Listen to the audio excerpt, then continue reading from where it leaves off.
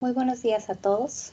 Antes que nada, quiero agradecer a la Asociación Sociedad Peruana de Odontoestomatología de Pacientes Especiales por haberme invitado a participar en el 5º Congreso Internacional ASPODES. El tema sobre el cual voy a hablarles hoy es el rol del odontólogo en la salud del paciente con trastorno hemorrágico hereditario. Y bueno, podemos ver que los trastornos de la coagulación pueden dividirse en 3 grandes grupos: los trastornos plaquetarios, los trastornos vasculares y los defectos fibrinolíticos. Para el caso de la plática de hoy, vamos a hablar y nos vamos a enfocar sobre los trastornos vasculares. Dentro de ellos, las deficiencias de factores de la coagulación. En este caso, la hemofilia A, la hemofilia B y la enfermedad de von Willebrand.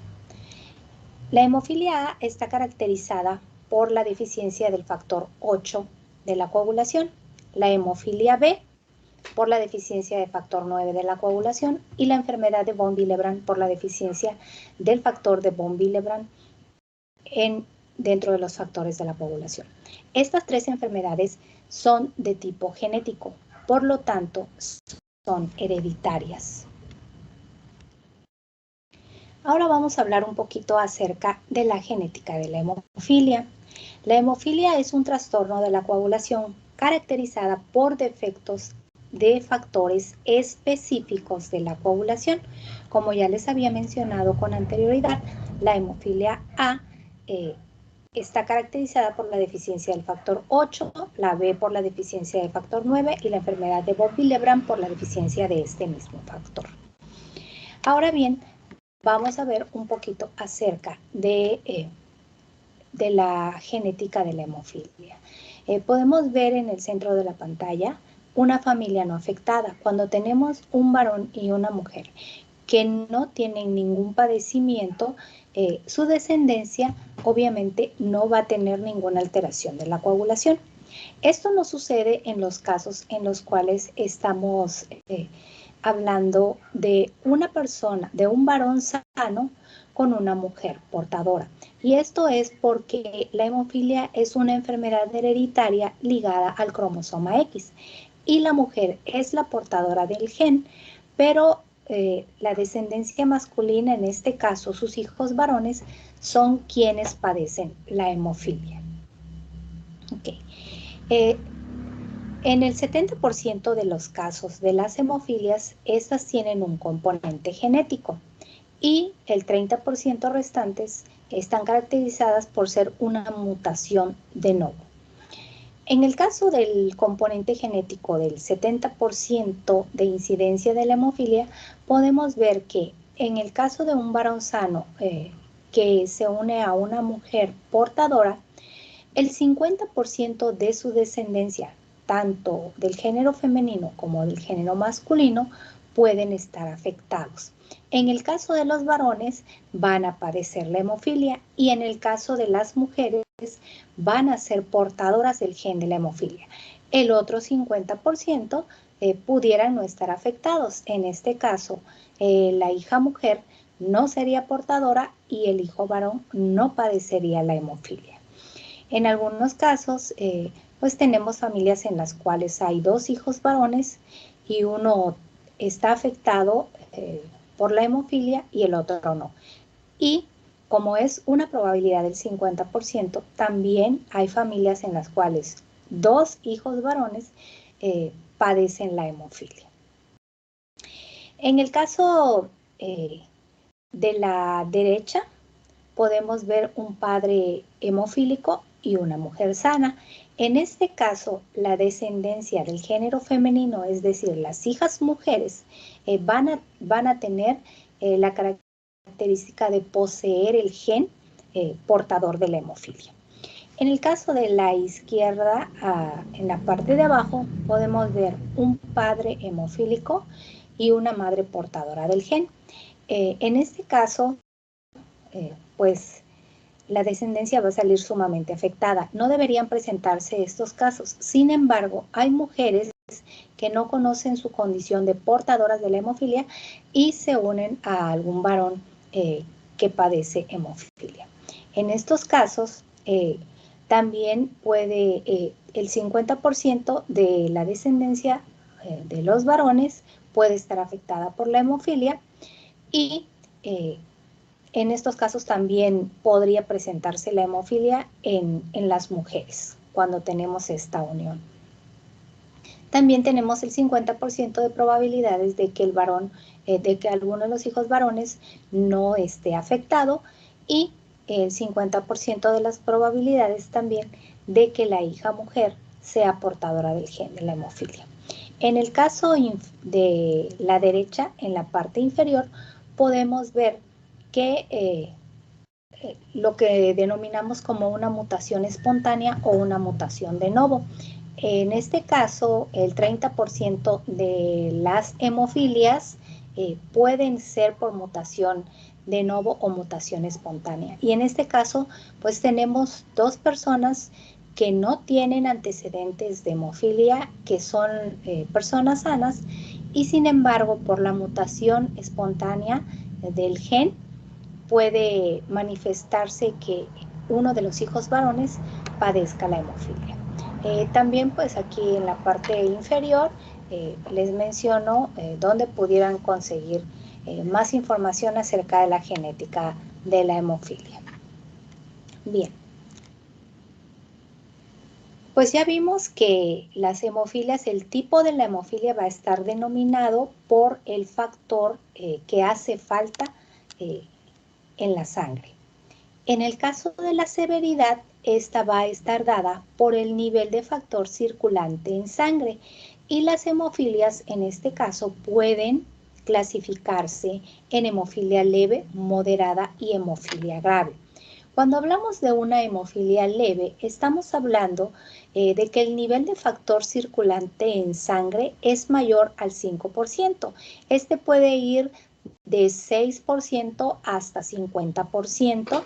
En algunos pacientes, ¿sí? Pero ya una vez que supera el 5% de factor circulante en sangre, ¿sí? Podemos decir que es una hemofilia leve. En el caso de la hemofilia moderada, el nivel de factor circulante en sangre oscila entre el 1 y el 5%. Y en el caso de las hemofilias graves, el nivel de factor circulante en sangre es menor al 1%. Ahora, ¿cuáles son las características en los casos de la hemofilia leve con respecto a los sangrados? Pues bueno, estos pacientes no van a sangrar espontáneamente. Los sangrados pueden presentarse cuando hay lesiones mayores, en el caso, por ejemplo, de las cirugías o en algunos casos la aplicación de inyecciones. Generalmente se caracterizan por tener problemas de sangrado menores y es muy poco frecuente que presenten sangrados en las articulaciones. En el caso de las hemofilias moderadas, estos pacientes pueden sangrar ante una mínima lesión. Los sangrados son frecuentes y pueden presentarse alrededor de 12 o 14 sangrados al año. Y también es probable que puedan tener problemas de sangrados articulares. En el caso de las hemofilias leves, los sangrados generalmente pueden producirse de manera espontánea. También son mucho más frecuentes, por ejemplo, pueden presentarse una vez a la semana y estos pacientes sí presentan de manera cotidiana sangrados en las articulaciones.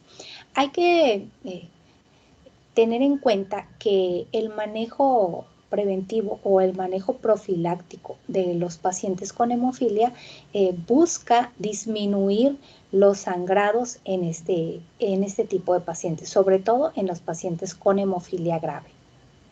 Ahora bien, ¿desde cuándo podemos nosotros conocer o tal vez intuir, ¿sí?, que un paciente presenta algún trastorno de la coagulación? Pues bueno, generalmente en la época de la lactancia, ¿sí?, sobre todo cuando los niños empiezan a gatear, pueden producirse hematomas en las rodillas cuando ellos empiezan a gatear. En el momento de la erupción dental también pueden presentarse hematomas denominados hematomas de erupción. Y cuando ellos acuden a sus controles preventivos por vacunas, pueden también presentar sangrados en la zona donde son vacunados. Y es muy característico que haya sangrados y hematomas en las zonas donde ellos sufren algún traumatismo. Por lo tanto, como podemos ver en la pantalla, hay lesiones en traumas en la cabeza, ¿sí?, que requieren un manejo hospitalario, traumas que pueden darse por golpes en la zona de la cara, en la zona de los brazos, en cualquier zona del cuerpo, pero lo que nos compete a nosotros como odontólogos, pues prácticamente son los sangrados en la cavidad oral y los traumatismos en la misma.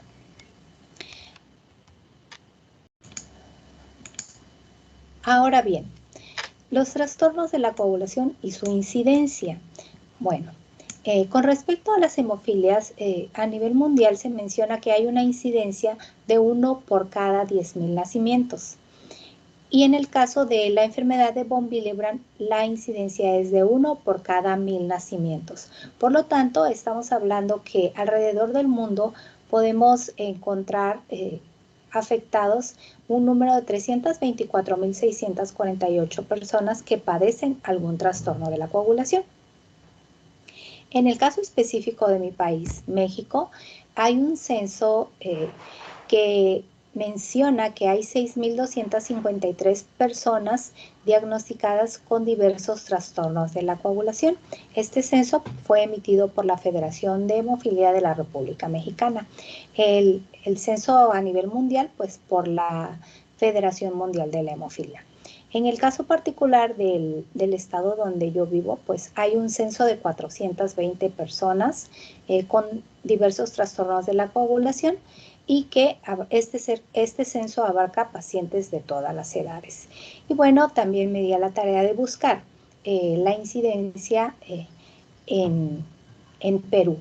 Y pues de acuerdo al servicio de hematología del Hospital 2 de Mayo, en agosto de 2021, se habían identificado 1.002 pacientes con hemofilia.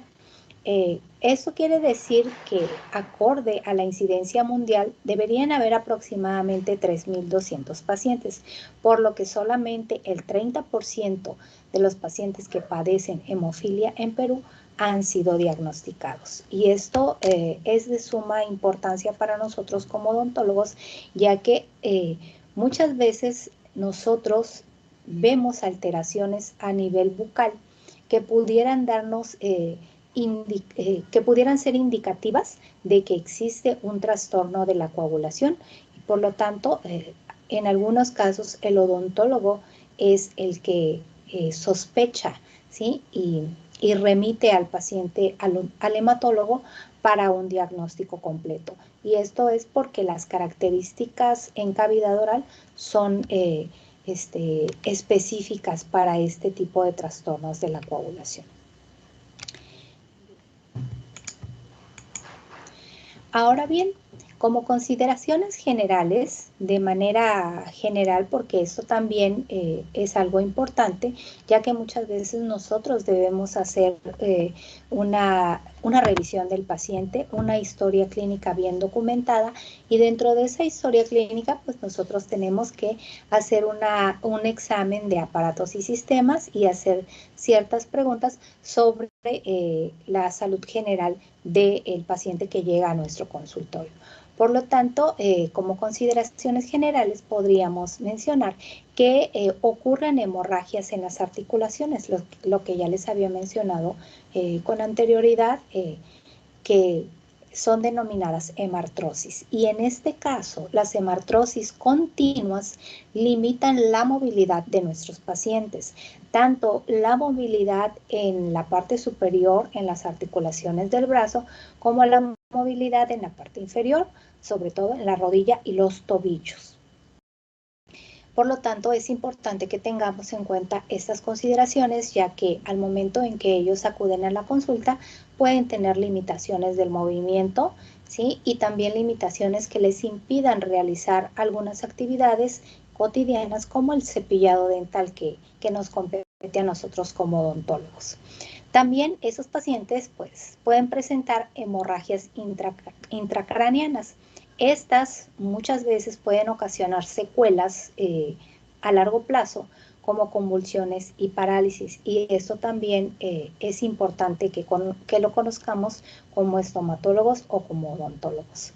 Y bueno, cuando no hay un tratamiento adecuado, muchas veces hay un desenlace fatal con estos pacientes. Podemos ver en las imágenes pues, las características que pudiéramos nosotros observar en los pacientes, ¿sí? Como les mencionaba, al momento de gatear pueden ocurrir hematomas y esto nos pondría un signo de alerta para nosotros, para el pediatra, para el médico que trata al niño, para poder investigar a fondo cuál es la causa de esos hematomas. En la siguiente figura, el niño que está sentado en el sillón dental, podemos ver que hay una limitación en el movimiento del brazo y también ya hay una deformidad en la articulación del codo. Siguiendo con las figuras, pues también vemos la hemartrosis en las rodillas y la deformidad que hay entre ambos miembros inferiores en el paciente. Esto, cuando es continuo, limita el movimiento y obliga a los pacientes a utilizar andaderas o muletas. Y cuando ya no ha sido tratado de manera adecuada y las hemartrosis han progresado y han logrado hacer fibrosis en esas articulaciones, pues el movimiento queda limitado completamente y los pacientes pues tienen que utilizar sillas de ruedas. También podemos ver en la figura de la derecha, ¿sí?, los hematomas que se producen en diversas zonas del cuerpo, derivados obviamente de esa deficiencia de los factores de la coagulación.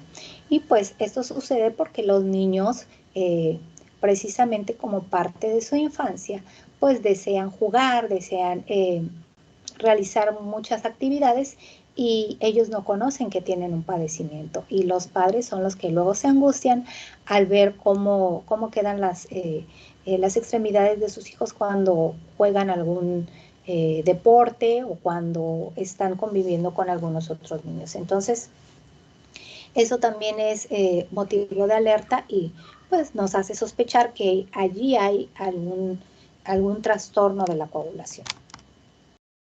Ahora bien, ¿cuáles son las consideraciones que nosotros pudiéramos tener con los pacientes con hemofilia y para poder realizar un tratamiento adecuado? ¿Y cuáles son las enfermedades que pudiéramos encontrar en ellos en la cavidad oral? Pues bueno, las enfermedades orales no difieren mucho de las enfermedades que presentan cualquier tipo de pacientes, como por ejemplo la caries, ¿sí?, cuya prevalencia pues, es alta tanto en pacientes con trastornos de la coagulación como en pacientes que no presentan alteraciones, las enfermedades periodontales en segundo lugar y las maloclusiones en tercer lugar. También otra de las consideraciones que debemos tener en cuenta es que estos pacientes también pueden acudir a la consulta por sangrados bucales.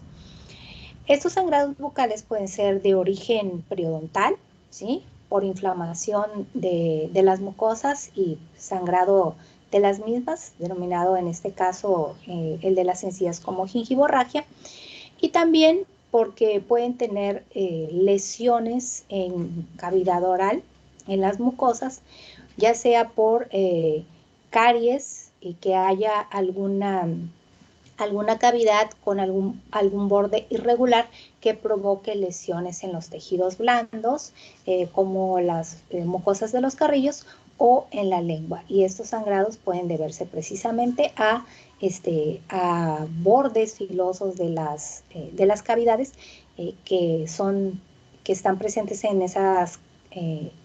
esos pacientes por una lesión de caries. En el caso de la exfoliación de los órganos dentarios, también hay sangrados frecuentes en estos pacientes. Y hay una etapa en la cual hay mayor riesgo de sangrados que va desde los 5 años y medio a los 11 aproximadamente, que es la etapa de la dentición mixta, en la cual hay un recambio dentario, hay una exfoliación de los órganos dentarios que es fisiológica y que ocasiona en muchas de las ocasiones sangrados debido a este mismo proceso. Y también en las extracciones dentales, pues podemos tener sangrados mayores de los que puede tener un paciente que no tiene algún trastorno de la coagulación.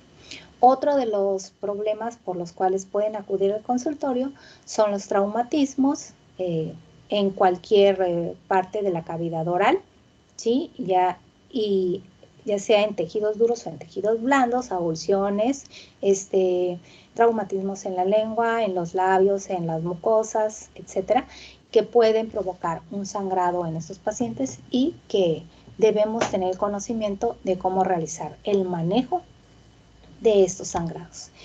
Y algo muy importante, ¿verdad? Tenemos que conocer qué tipo de hemofilia tiene este paciente y la severidad de la misma, para que con base en ello podamos tomar la decisión más acertada para poder hacer el control de la hemorragia en esos pacientes. Ahora bien, tenemos también como estomatólogos ciertas guías que nos pueden dar una pauta para el cuidado oral de los pacientes con hemofilia. En la pantalla pueden ver a su izquierda directrices para el tratamiento odontológico de pacientes con trastornos de la coagulación hereditarios. Esta guía pues fue emitida en 2006 y la más actual en este momento es la que está en la pantalla, en la parte izquierda, en la parte inferior, que son las guías de la Federación Mundial de la Hemofilia para el tratamiento de la hemofilia. Esta guía es una guía general, pero hay un apartado sobre el cuidado en salud oral. La guía superior está enfocada exclusivamente a cuidados orales. Entonces, es importante, ¿verdad?, poder entender que las personas con trastornos hemorrágicos hereditarios son personas especiales en el manejo odontológico, ya que son un grupo prioritario para atención dental y oral, puesto que los tratamientos de rutina, como extracciones, como de tartrajes, como algunos otros procedimientos quirúrgicos menores en cavidad oral, pueden poner en riesgo su salud. Entonces, es importante que tengamos esto en cuenta, porque si no llevamos un manejo adecuado de estos pacientes, cuando nosotros realizamos tratamientos rutinarios, pudiéramos, por desconocimiento, causar una lesión mayor en estos pacientes. Y bueno, también estas guías siempre han estado priorizando ciertos puntos específicos, como la higiene oral.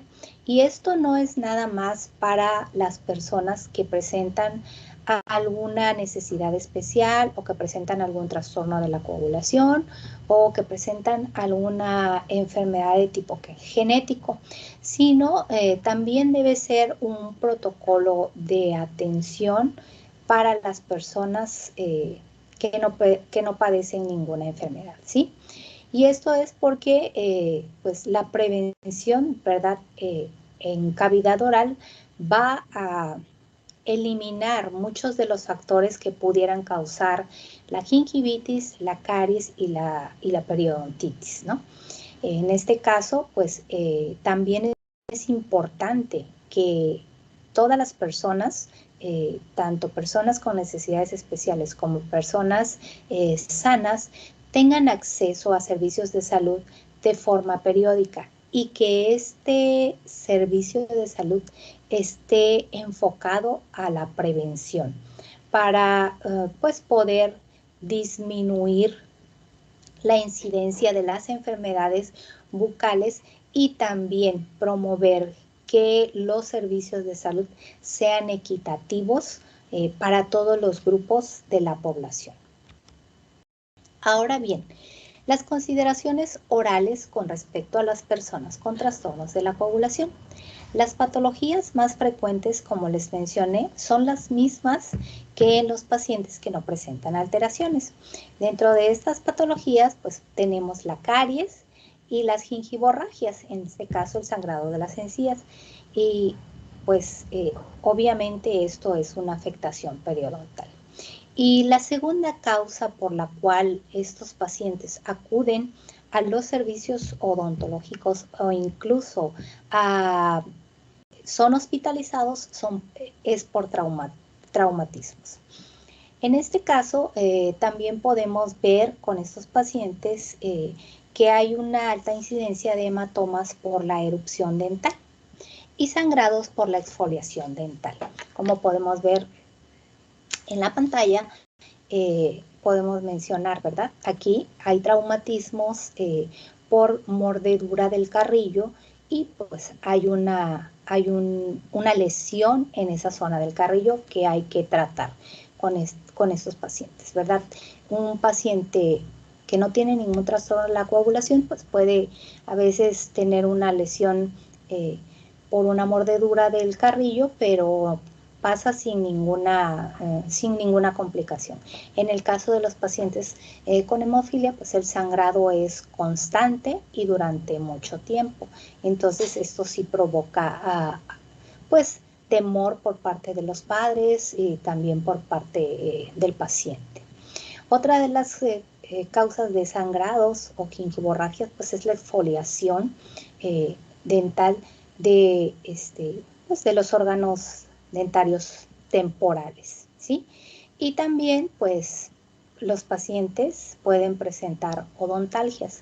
En este caso es importante determinar cuál es el origen de esa odontalgia. Si tiene un origen inflamatorio, si tiene un origen infeccioso, si es por alguna hipersensibilidad en alguno de los tejidos, ya sea dentina, esmalte, cemento, si esa odontalgia es por un traumatismo oclusal o si es por una caries extensa. Dependiendo de la causa de la odontalgia, es la pauta de tratamiento a seguir con estos pacientes.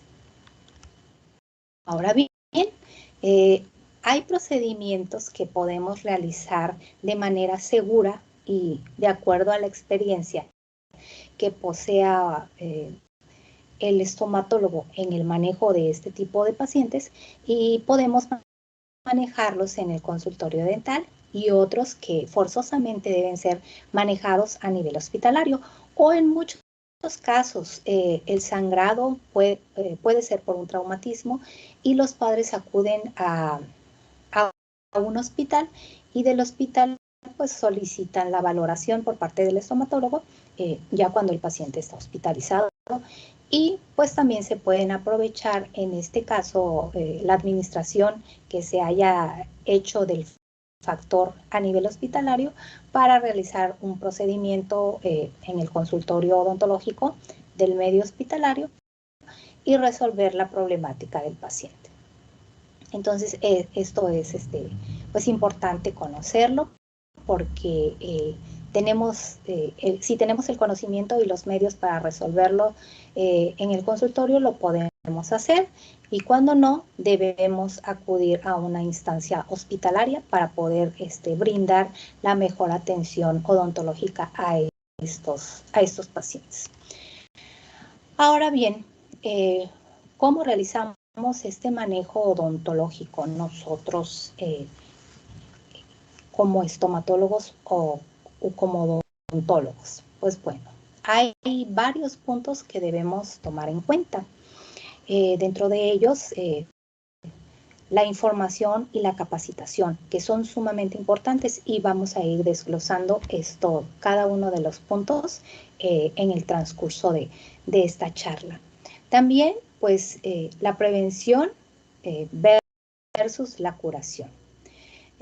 Cuando nosotros vemos a un paciente con un trastorno de la coagulación, también tenemos que tener en cuenta cuál es el problema. Debemos evaluar ese problema. Una vez que hacemos esta evaluación, debemos resolver ese problema o resolver la urgencia en el caso de que hayan acudido por una urgencia. También debemos manejar el dolor en este paciente para pues, dar un tratamiento de calidad, ¿sí? Y mejorar sus condiciones. Y sobre todo, nosotros debemos formar parte de un equipo multidisciplinario que está compuesto por diversos profesionales de la salud, como el hematólogo, el traumatólogo, un rehabilitador, enfermeras, psicólogos, etcétera, ¿no? Y nosotros como estomatólogos o como odontólogos formamos parte de este manejo multidisciplinario porque debemos priorizar la salud bucal, ¿sí? Ya que forma parte de la salud general y muchas veces no se le da la importancia adecuada a la salud oral, sino se enfocan en la enfermedad de base que tienen, ya sea una alteración genética, ya sea alguna alteración por alguna discapacidad, etcétera, etcétera. Se enfocan generalmente, tanto los profesionales de la salud como los padres, al padecimiento general y descuidan la salud oral, que es sumamente importante, porque pues si tomamos en cuenta que los alimentos que ingerimos entran a través de la boca y que para poder alimentarnos de manera correcta debemos tener una cavidad oral sana, pues deberíamos priorizar esto y considerar que la salud bucal es sumamente importante y que forma parte de la salud general. Y pues también enfocarnos a la terapia de reemplazo. ¿Cuándo es necesario utilizar la terapia de reemplazo? ¿Cuándo podemos utilizar medios hemostáticos locales?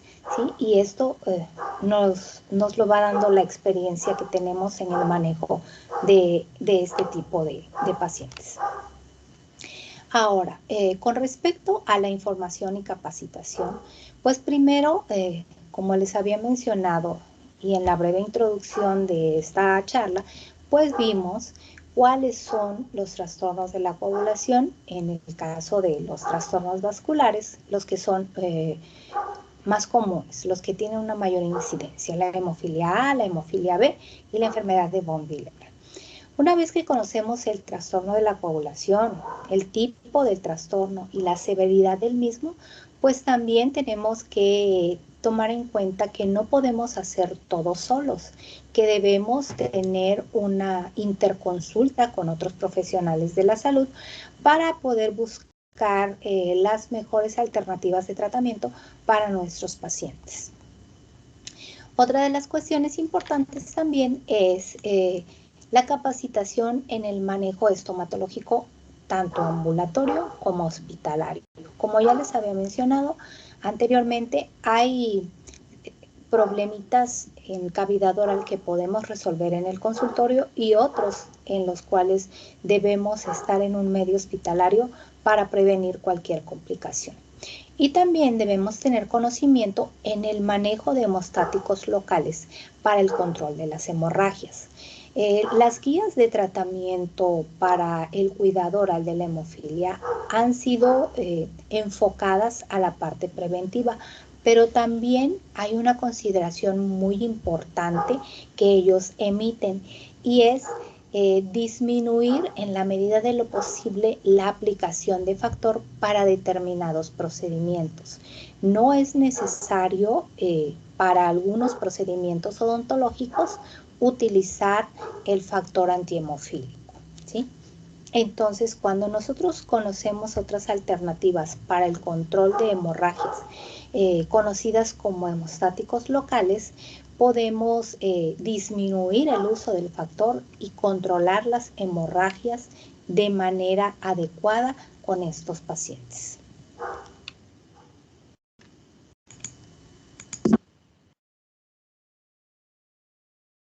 Estos enfoques preventivos versus los curativos tienen, pero mucha importancia. Como primera parte de esto pues una historia clínica bien documentada nos va a permitir a nosotros conocer todas las características del paciente, ¿sí? Conocer el trastorno, ¿sí? La severidad y también, ¿verdad? Poder realizar un buen diagnóstico y un plan de tratamiento acorde a las necesidades del paciente. Obviamente, la vigilancia temprana es sumamente importante. Nosotros podemos ver en el video que está corriendo, pues que es un paciente pequeño, y a pesar de ser un paciente pequeño, es un paciente que coopera adecuadamente. Y coopera adecuadamente porque ha tenido una vigilancia temprana, ¿sí? Y esto nos permite a nosotros prevenir las enfermedades, ¿sí? Implementar medidas higiénicas desde etapas muy tempranas. Y con todo esto, nosotros no solamente prevenimos la caries, sino también prevenimos las gingivorragias de biofilm en los órganos. Entonces, esto es, nos vemos que es una revisión rutinaria, que es una revisión en la cual el paciente está cómodo, que no hay miedo, hay cooperación por parte del paciente, y eso es lo que se busca cuando hacemos esta vigilancia en etapas tempranas. También la implementación de estas medidas es desde muy pequeños. Como pueden ver en las fotos del centro, pues bueno, tenemos una cavidad oral, ¿sí? Apenas están erupcionando algunos órganos dentarios, no está completa la dentición temporal, pero pues se ve en condiciones adecuadas. En la parte inferior, la madre, ¿verdad?, está realizando la limpieza de la cavidad oral con una gasa. En primera instancia, cuando son pequeños, pues generalmente utilizan gasas. En este caso están en el consultorio y se utiliza pues esta medida para que los padres puedan mostrarnos cómo están realizando esa higiene oral con esa higiene oral de la cavidad bucal de sus hijitos, y nos muestran a nosotros cómo la están realizando en casa, ¿sí? Y bueno, pues también nosotros, conforme vamos viendo el desarrollo de esas habilidades por parte de los padres, pues comenzamos con una gasa, posteriormente con un cepillito de los que se insertan en el dedo, y posteriormente con un cepillo, ya un cepillo dental como tal, que va a estar acorde a las características de la cavidad oral de los niños. Es importante mencionar que para la higiene bucal de estos pacientes, pues necesitamos utilizar cepillos de cerdas medianas. Las cerdas duras pues lesionarían los tejidos blandos de nuestros pacientes, incluso también el esmalte de los órganos dentarios, y las cerdas blandas pues no cumplirían con una función de remoción del biofilm, y entonces por eso recomendamos cerdas medianas.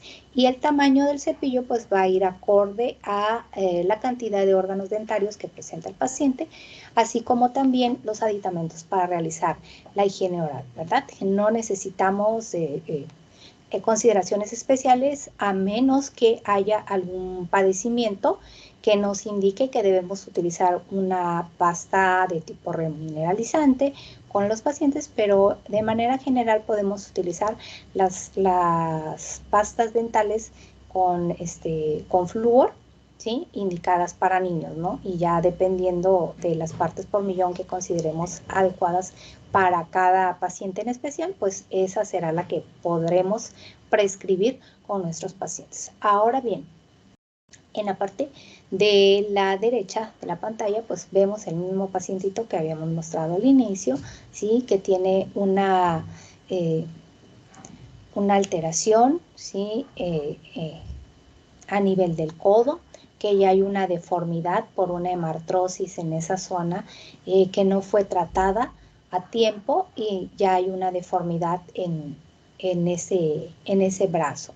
Ahora, ¿qué hacemos cuando tenemos pacientes que tienen limitación del movimiento por las hemartrosis continuas que han presentado en alguna articulación.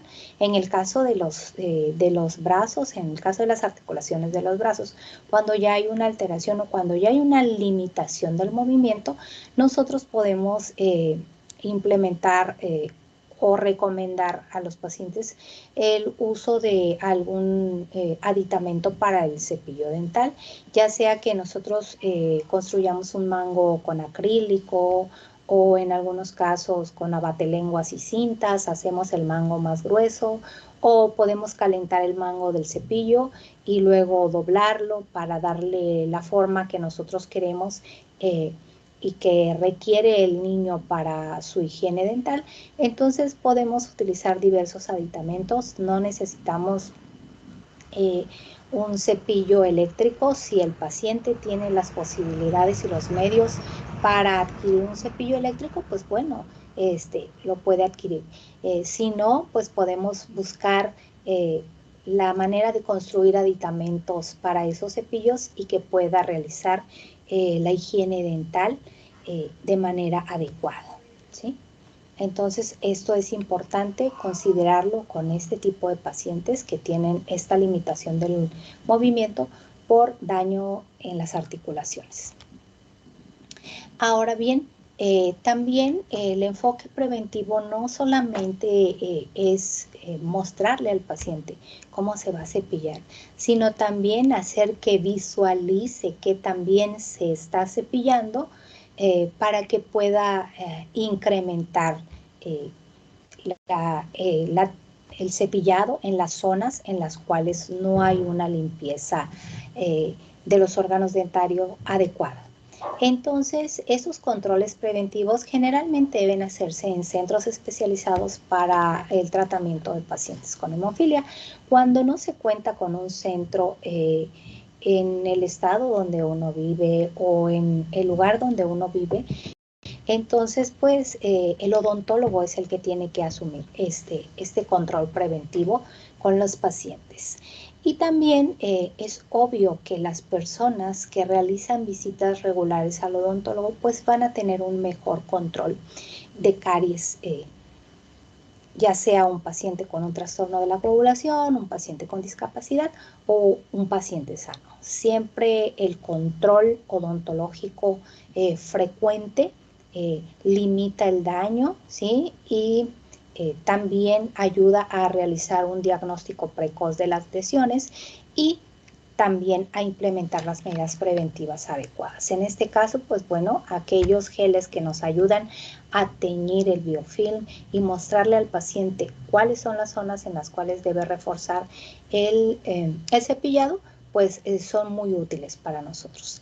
También tenemos pues como métodos preventivos las aplicaciones de barnices fluorados, o en algunos casos también pudieran implementarse de acuerdo a las características, ¿verdad? Todo es personalizado, pues algunos otros tipos de fluoruros.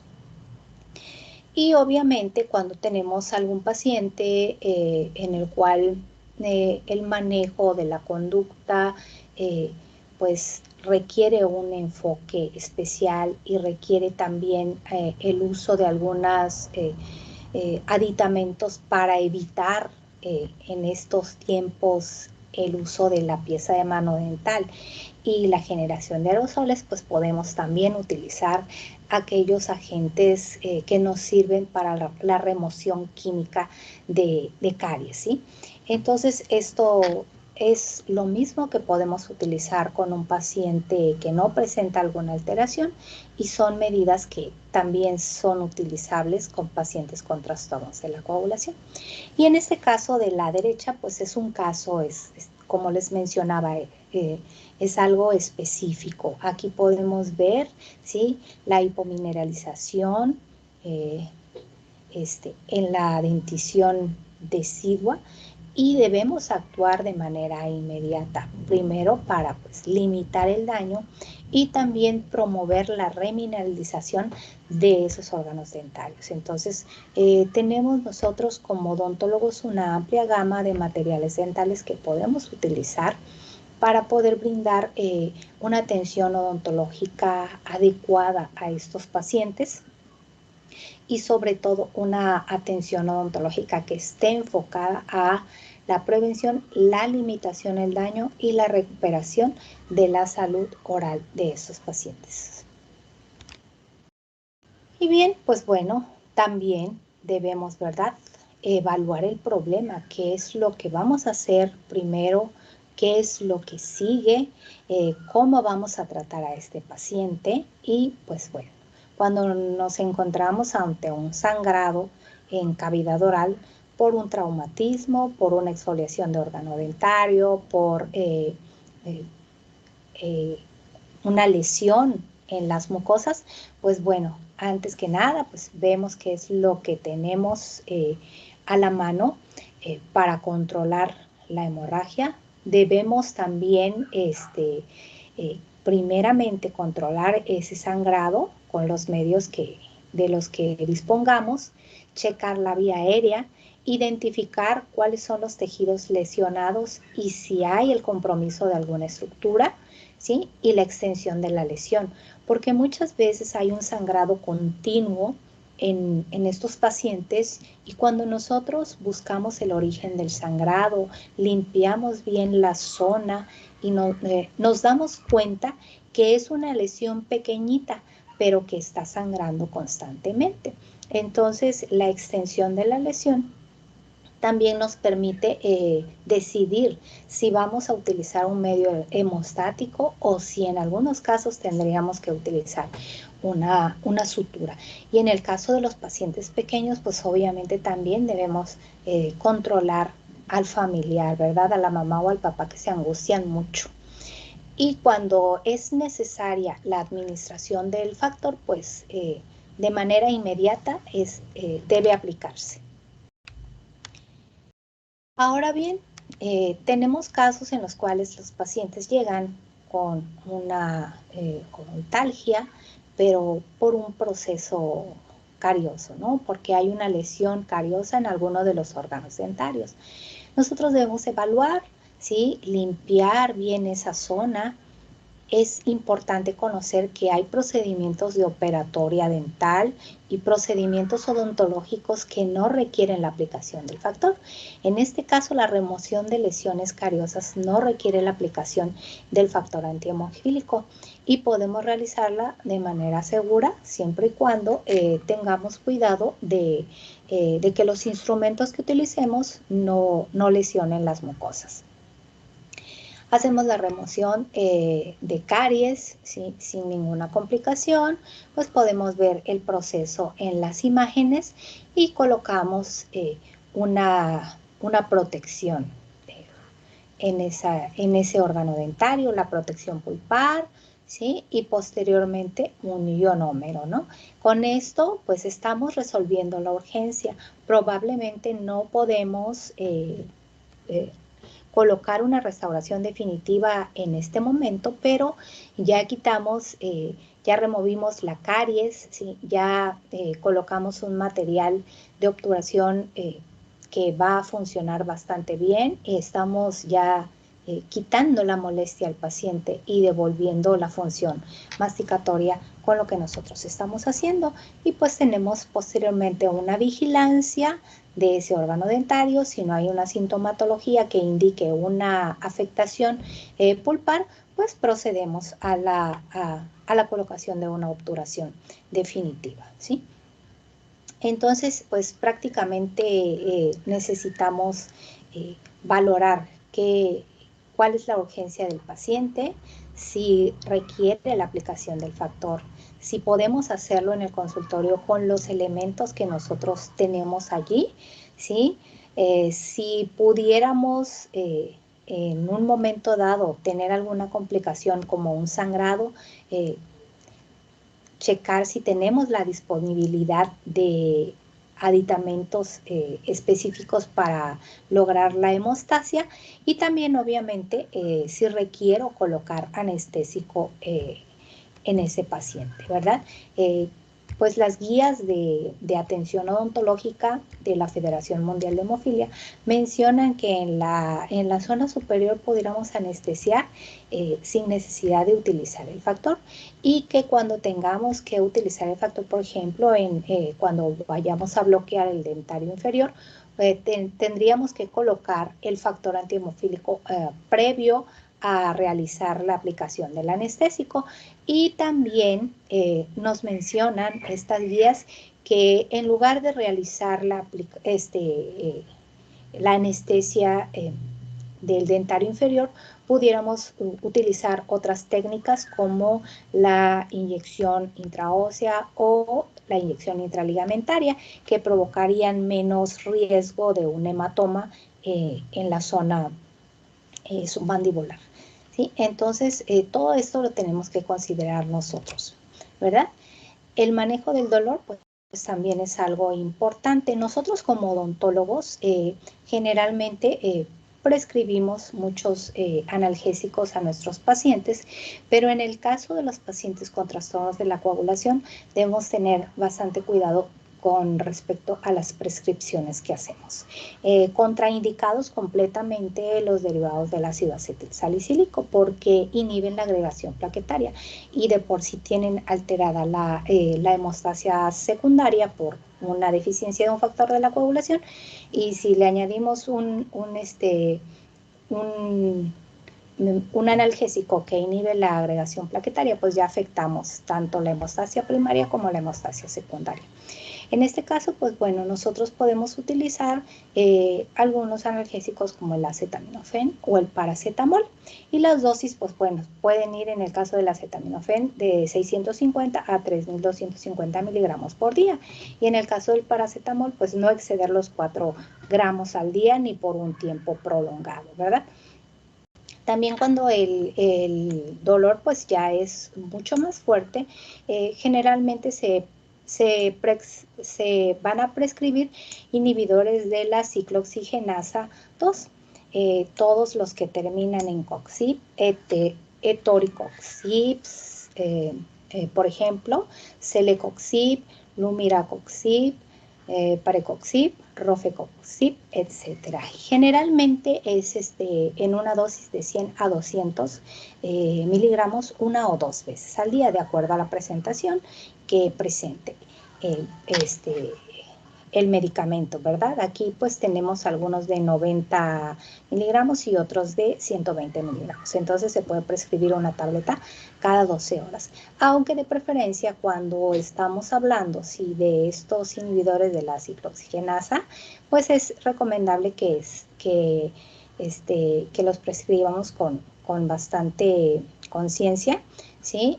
Con estos pacientes, y en los casos en los cuales se requiera el uso de algún opioide, o sea, en el caso de que podamos requerir acetaminofén más opioide, pues sería conveniente que sea el hematólogo o el médico de base el que prescriba este tipo de medicamentos a nuestros pacientes. Generalmente nosotros podemos manejar acetaminofén o paracetamol de manera segura con nuestros pacientes, y pues bueno, también aquí les menciono una información sobre sitios donde pueden encontrar información más amplia sobre el uso de los analgésicos con estos pacientes. Y pues ahora bien, ¿cómo podemos nosotros controlar las hemorragias en el consultorio dental? Pues bueno, tenemos medios hemostáticos locales.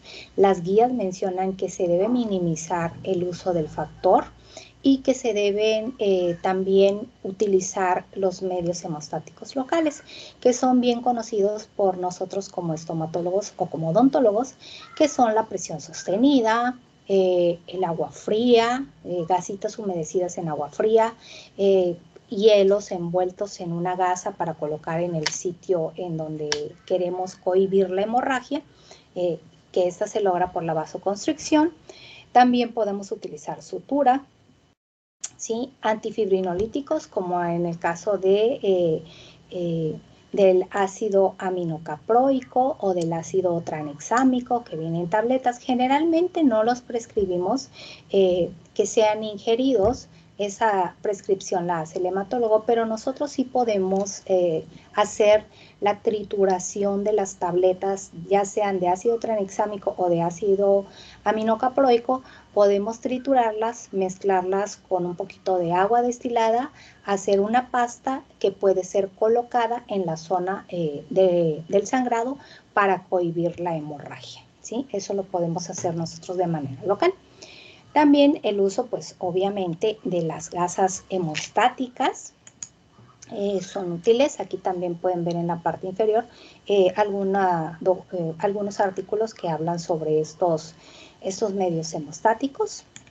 Y pues bueno, también podemos tener las gasas hemostáticas, los selladores de fibrina. En el caso particular de nuestra experiencia, pues el láser ha dado buenos resultados para lograr la hemostasia en post-extracción en estos pacientes, y con ello se disminuye o se optimiza el uso del concentrado de factor 8, ¿no? Y también aquí pues puedo mencionarles, ya hay una publicación sobre esta terapia de láser de mi colega Marco Antonio Rueda, una servidora y otros 2 colegas más, profesores universitarios. Entonces, como conclusiones que les puedo mencionar, que el rol del odontólogo en el manejo de estos pacientes depende mucho del conocimiento y la capacitación sobre el manejo odontológico de los pacientes. Que las guías nos mencionan que hay que minimizar el uso del factor, y esta minimización del uso del factor a nosotros nos ayuda, ya que tenemos menos riesgo del desarrollo de inhibidores por parte de los pacientes. También nos permite el control de la hemorragia con medios locales, ¿sí? Y esto es importante porque debemos conocer cuáles son los recursos con los que contamos y cómo podemos aplicarlos con estos pacientes. No todos los pacientes requieren el uso del factor, no todos los tratamientos requieren el uso del factor, y la parte preventiva es sumamente importante. El enfoque preventivo de acuerdo a las medidas de autocuidado del paciente, como la higiene oral, disminuyen en gran medida las enfermedades como la gingivitis, la caries y la periodontitis. De igual manera, pues bueno, el compromiso de los sistemas de salud para que haya un acceso a los servicios de salud de forma equitativa y con un enfoque preventivo para todos los grupos de la población también es sumamente importante. Y pues bueno, la educación continua tanto para pacientes como para profesionales de la salud. Como pueden ver en las figuras, pues bueno, alumnas de la universidad pues se enfocan y acuden a pláticas para conocer un poco más sobre los trastornos de la coagulación. Hay también en la figura inferior pueden ver un taller dado a pacientes con hemofilia, en el cual se habló sobre la importancia de los métodos de higiene y sobre la prevención de los sangrados en cavidad oral. Y este taller incluía las pláticas sobre salud bucal y también recomendaciones sobre alimentos que ellos pueden ingerir para fortalecer todo su organismo, y también para que no consuman alimentos que puedan provocarles daño a las mucosas y a los tejidos de la cavidad oral. Entonces, todo esto, pues, es parte de nosotros y debemos conocerlo para poder implementarlo, no solamente con los pacientes que requieren algún tratamiento especial, sino para nuestros pacientes completamente sanos, porque pues el enfoque preventivo y la odontología de mínima intervención es lo que nosotros debemos estar trabajando en estos momentos, ya que son las tendencias en salud que hay. Esto no quiere decir que en Latinoamérica, ¿verdad?, no exista el tratamiento rehabilitador o restaurador, pero que a través de las instituciones de educación superior, a través de las capacitaciones con congresos, a través de la educación continua, podamos ir cambiando estos paradigmas y podamos avanzar hacia una niñez y hacia una adultez libre de caries en un futuro.